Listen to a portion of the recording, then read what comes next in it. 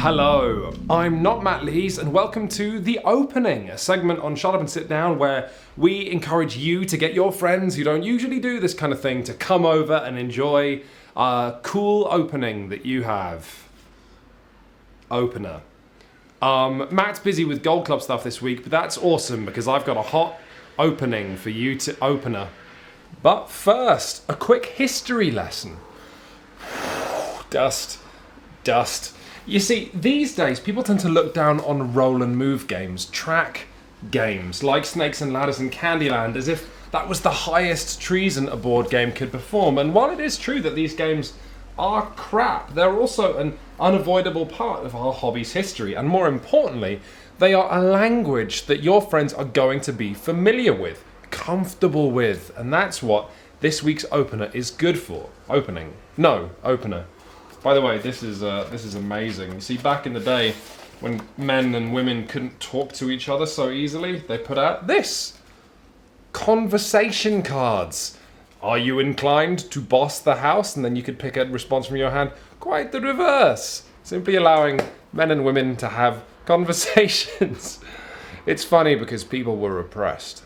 This is, incidentally, the reason that Formula D is still in my collection, even though I don't even really like it, but it is a racing game and it's accessible in that way. This is a Formula 1 racing game that I feel uncomfortably straddles the chain link fence between being a game for gamers and something that's a bit more accessible.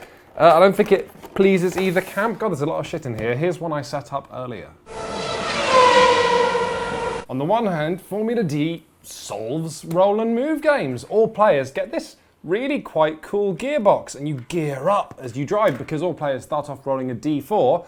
And at the end of your turn, you can choose to gear down or up. And so you gear up. And then you're rolling a D6. All the way up to a D30. This is the only one of these I even own. 24. What? Except with the simple rule that every corner you must stop in a certain number of times. So if you overshoot, because you moved 24 spaces, then you explode. And there's also all kinds of mad stuff to do with degradation of your tyres, your gearbox, your clutch, your springs, and the amount of times you can change a lane in a particular time. Lots of really stodgy rules for what should be an absolutely thrilling racing game. Don't worry though, it comes with rules for the beginner player, which are also a total pain in the arse and still have you, your car falling apart and pit stops and big things in the manual saying forbidden It's not as elegant as it could be. Oh, and most importantly, the beginner game still has players exploding in big burning fireballs for the crime of simply trying to catch up to their friends. All the same, I still have this game because it's the only racing game I've got, and Snowtails, an excellent husky game where your dog pulls you into a tree and it's fun and funny and you get dents in your car rather than dying, is out of print. And if you find a copy, I recommend you get it. Where was it? Oh yeah, Gravwell. Boom! Imagine a world where there's no up, no down, just a mercenary struggle to get in front. But not the UK Houses of Parliament, that is. Does that work? I don't think that works at all. Gravwell gives everybody a spaceship and tells you that you are now trapped in the 9th dimension, scariest of all the dimensions. And you're going to have to get to the warp gate first, because after that it's going to snap shut.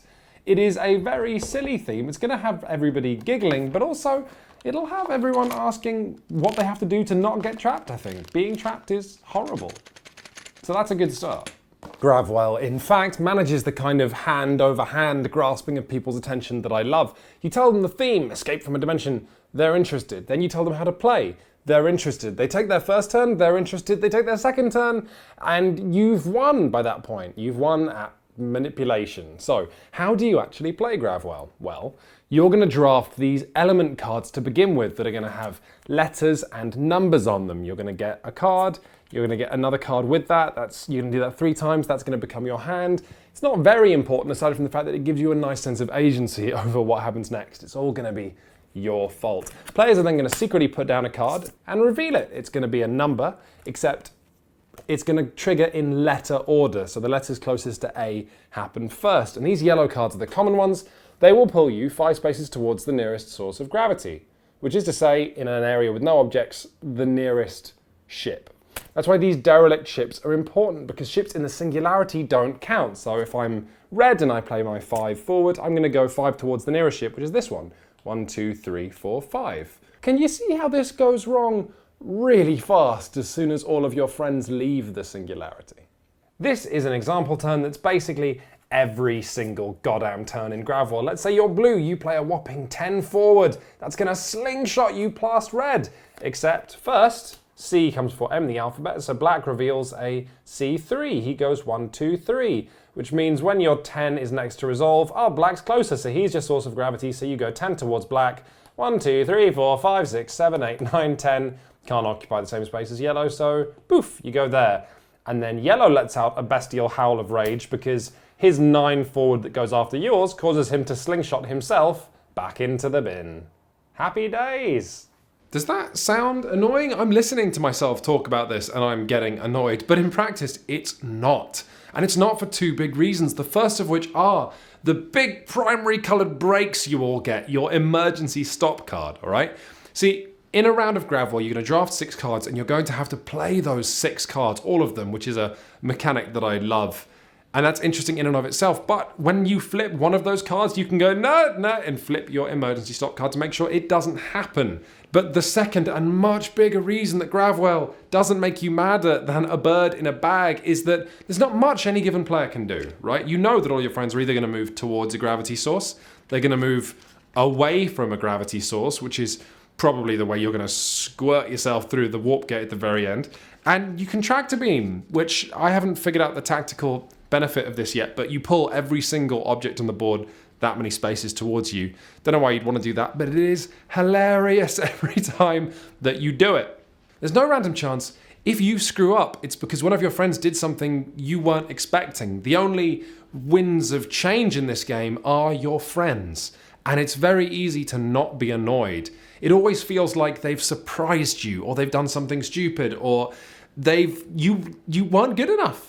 It's just such a weird puzzle that's going to make all of you and your friends laugh. And it's also going to level the playing field a bit, where the smartest guy in the room is going to have the same mistakes as everybody else. You know, the 7 stages of grieving?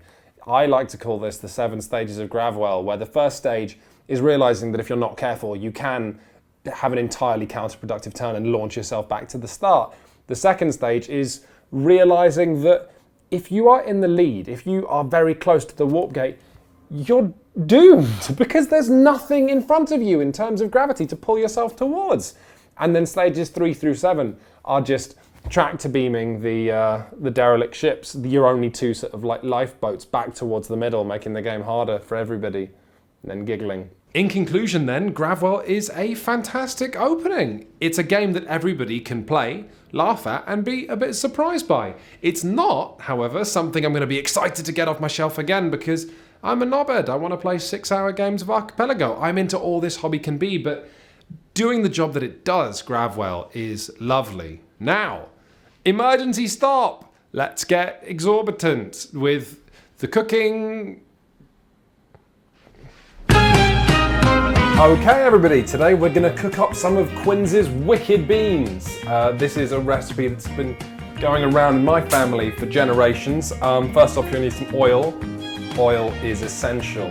An onion is next. The UK government, this is one of your 5 a day. They want us to eat 5 onions a day. I've only got 1 onion there, but I am going to show you a trick.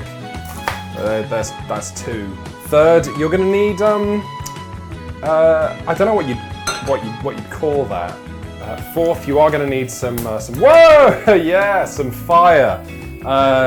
It is important to check your fire is hot enough, so while the fire is preheating, that's pretty good. Sorry, hang on. Hello? Oh yeah, hi Paul. Yeah, I am doing the opener this week. I'm not using the hob. Yeah, I know the rule.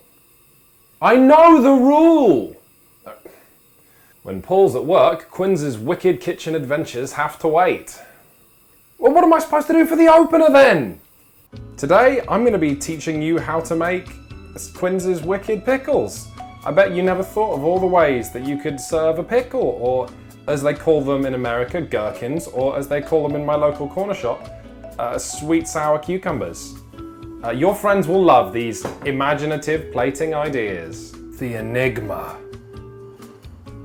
Two's Company. The Meeple. The Lovers. Arms Around the World. A Memorable Journey. And of course, Jacob's Ladder. That's it from me, Quinn's. Join us next time on The Opening. Bye!